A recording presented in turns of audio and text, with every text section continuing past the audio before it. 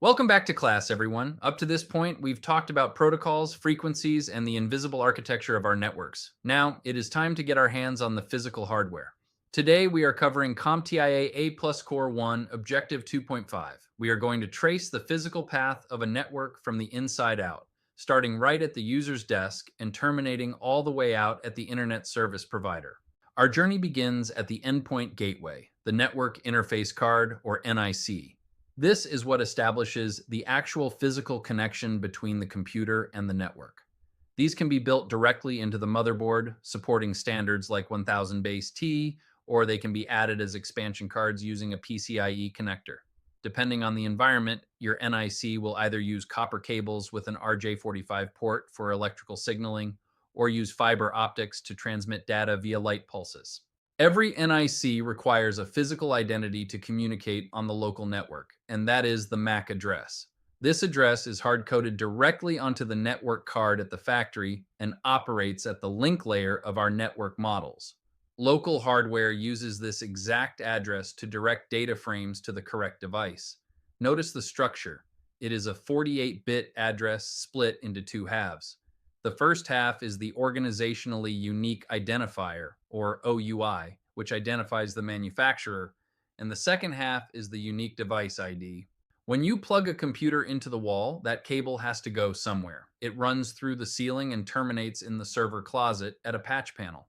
A patch panel doesn't do any processing, it strictly provides central organization for the massive bundles of cables coming from all over the building.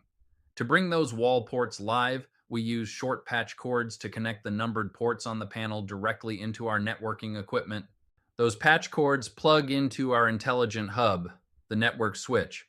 In the old days, we used hubs, which were terrible security risks because they blindly repeated every message out of every port.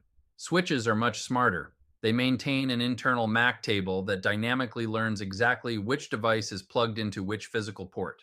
When a data frame arrives, the switch reads the destination MAC address and forwards it intelligently only to the correct port. There are two classes of switches you will deploy. Unmanaged switches are simple, plug-and-play devices that require absolutely no configuration, ideal for a small office or home office setup. Managed switches are enterprise-grade. You configure them via a web interface or a command line interface. Crucially, managed switches allow you to deploy virtual LANs or VLANs to logically separate traffic, and they often come in modular chassis that can support hundreds of ports. If a user isn't physically plugged into the wall, they are connecting through an access point. The AP acts as a bridge, linking wireless stations over the airwaves directly to the wired distribution system, or DS. This creates an infrastructure basic service set, known as a BSS. For the exam, remember that the BSS ID, the unique identifier for that specific wireless cell, is actually the MAC address of the access point's internal radio. When you mount an access point on the ceiling, you don't want to pay an electrician to run a new power outlet. That is where Power over Ethernet, or PoE, comes in. PoE supplies electrical power directly over ordinary data cabling. You must know the three standards. 802.3 AF, PoE, provides roughly 13 watts for basic VoIP phones and simple cameras. 802.3 AT, PoE Plus, provides roughly 25 watts for advanced APs and motorized PTZ cameras. 802.3 BT PoE++ provides up to 73 watts to power heavy devices like LED lighting and point-of-sale systems. How do we actually deliver that power? Ideally, you use a PoE switch. This is considered N-span power sourcing equipment because the power delivery is built right into the switch ports. It intelligently auto-detects if a device is PoE enabled before it ever sends power down the line. If you have an older non-PoE switch, you use a PoE injector. This is mid-span delivery. It plugs into a local wall outlet and injects electrical power onto the data line right before it reaches the end device. Once our local traffic is moving, it eventually needs to leave the building. That requires our border patrol, the router. Routers move data between completely different networks, bridging the local area network to the wide area network. Unlike switches, routers don't care about MAC addresses. They perform their forwarding function strictly by reading logical Internet Protocol or IP addresses. Right next to the router, sitting in a protected screen subnet at the network border, is our gatekeeper, the firewall. Firewalls filter and monitor all inbound and outbound traffic based on strict administrator rules and port numbers, blocking spam and malware from entering the ecosystem.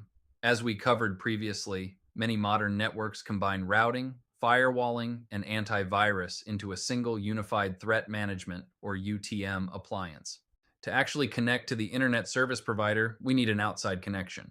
If we are using copper infrastructure, we use a modem, which modulates and demodulates the signals. Cable modems connect via a threaded F-type coaxial connector and rely on shared neighborhood bandwidth.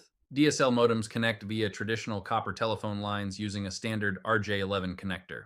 If you are lucky enough to have a modern fiber optic internet connection, you won't use a traditional modem. You use an optical network terminal, or ONT. The ONT serves as the exact endpoint for the ISP's fiber line. It physically converts the incoming light pulses from the fiber optic cable into standard electrical signals that your local router can process via an Ethernet cable. This provides vastly superior bandwidth and reliability compared to older copper lines. Let's put it all together to view the complete ecosystem. A user's desktop utilizes its NIC and MAC address to send data into the wall. That wiring runs to a patch panel in the server closet. Patch cords route it into a managed switch, which may provide PoE to nearby access points. From the switch, traffic hits the router and firewall at the border before finally exiting the building through an ONT or modem out to the internet cloud. Understanding this exact data flow is how you master Objective 2.5. Great job today.